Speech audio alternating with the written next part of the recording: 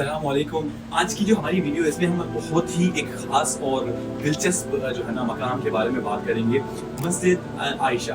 क्या आप जानते हैं कि इस जगह को इतनी अहमियत क्यों हासिल है और ये जगह इतनी ख़ास क्यों है, क्यों ख़ास समझी जाती है? तो चलिए स्टार्ट करते हैं। मेरा नाम है शान हैदर और हम आज की इस वीडियो हमारी ये बहुत ही इंटरेस्टिंग होने वाली है और वजह है इसके पीछे मस्जिद आयशा की कहानी, जो तनीम मॉस्क के नाम से भी मशहूर है मक्का अल मुकर्रमा सऊदी अरेबिया में। तो ये मक्का में वाक़ है और मस्जिद अल हराम यानी जो ग्रैंड मॉस्क है, जो मस्जिद है अल्लाह सुब्हानहू व तआला का जो हर खाना काबा से सिर्फ 7 किलोमीटर के डिस्टेंस पर है। और ये मस्जिद एक इंतहाई बहुत ही इम्पोर्टेंट ये एक मुकाम है, ख़ास करके उन लोगों के लिए जो यहाँ पर हज या उम्रा करने के लिए आते हैं। लेकिन सवाल ये है कि ये मस्जिद आयशा इतनी ख़ास है क्यों?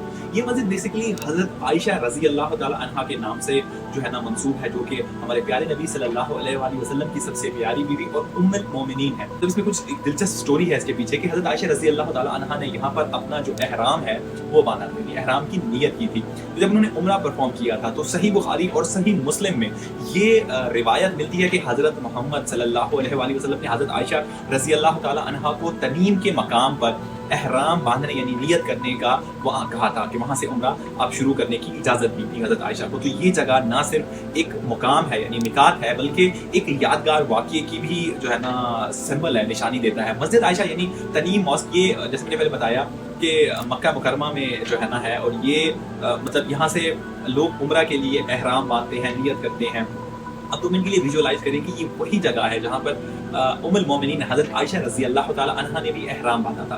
कितनी स्पिरिचुअल फीलिंग्स आती हैं यहाँ पर एहराम बांधते हुए वक्त। मतलब अगर आप विजुअलाइज कर सके तो मस्जिद आयशा की जो लोकेशन है वो इंतहाई परफेक्ट लोकेशन पर है, बिल्कुल मेन रोड पर। और ये मस्जिद एक वेल मेंटेन स्ट्रक्चर है, यहाँ साफ और मतलब पुरसकून माहौल है। आपको वज़ू के लिए प्रॉपर अरेंजमेंट्स मिलते हैं और जो है ना वॉशरूम्स अवेलेबल हैं, जो आने वाले विजिटर्स या पिलग्रिम्स के लिए बहुत ही कन्वीनियंस का सबब बनते हैं। इस मस्जिद का जो इंटीरियर है वो काफ़ी मतलब उन्होंने सिंपल रखा हुआ है और एलिगेंट है। यहाँ आपको नमाज पढ़ने के लिए बहुत सारी मतलब स्पेस आपको मिल जाती है, नमाज पढ़ सकते हैं। नमाज के बाद लोग यहाँ पर एहराम बांधकर अपनी उम्रा या जो हज करना चाह रहे हैं खासतौर पे मक्का के लोग, तो वो नियत कर सकते हैं। आप थोड़ा इमेजिन करें, विजुअलाइज करें कि यहाँ पर नमाज पढ़ने के बाद जो एहराम बांधना है उसकी मतलब क्या स्पिरिचुअल फीलिंग आती है। मस्जिद आयशा तक अगर आपने पहुँचना है हरम शरीफ से यानी ग्रैंड मॉस्क खाना काबा से, बसेज और टैक्सी इजीली आपको अवेलेबल हैं, वहाँ से लोग जा रहे होते हैं। आप यहाँ ग्रुप्स में भी आ सकते हैं, इंडिविजुअली भी आ सकते हैं।